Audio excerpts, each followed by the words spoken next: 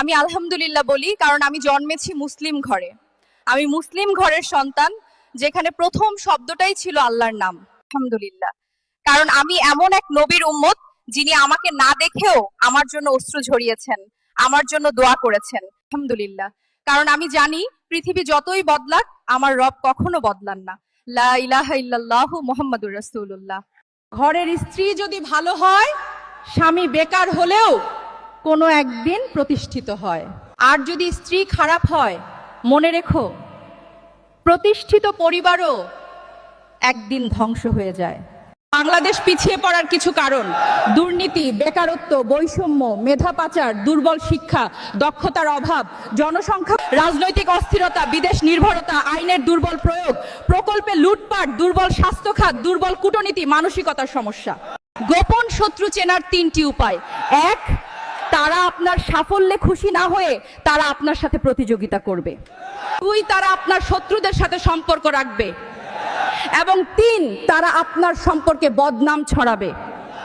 একটা কথা বলি, শুনুন, অতিসৎ হইও না। মনে রাখবে, জঙ্গলের সব থেকে সোজা গাছটিকেই আগে কাটা হয়। এই সমাজের সবচেয়ে সৎ ব্যক্তিরা প্রথমে সমস্যায় পড়েন, তাই অতিরিক্ত সৎ হবেন না, এটা মনে রাখবেন।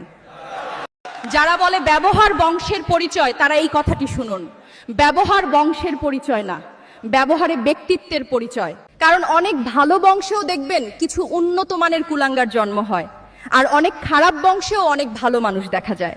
জন্ম মানুষের হাতে থাকে না, কর্মে মানুষের পরিচয় পাওয়া যায়।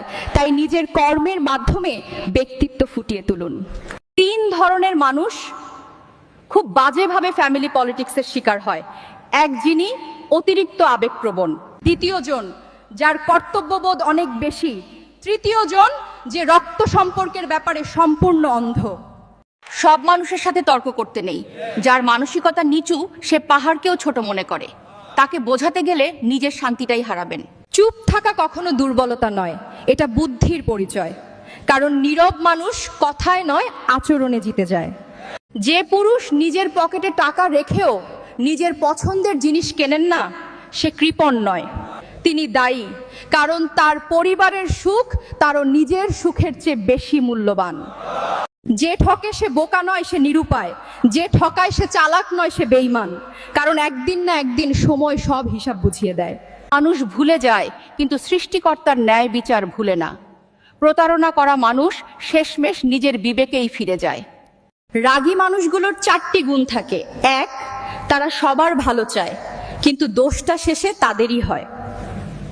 2, তারা কখনোই কাউকে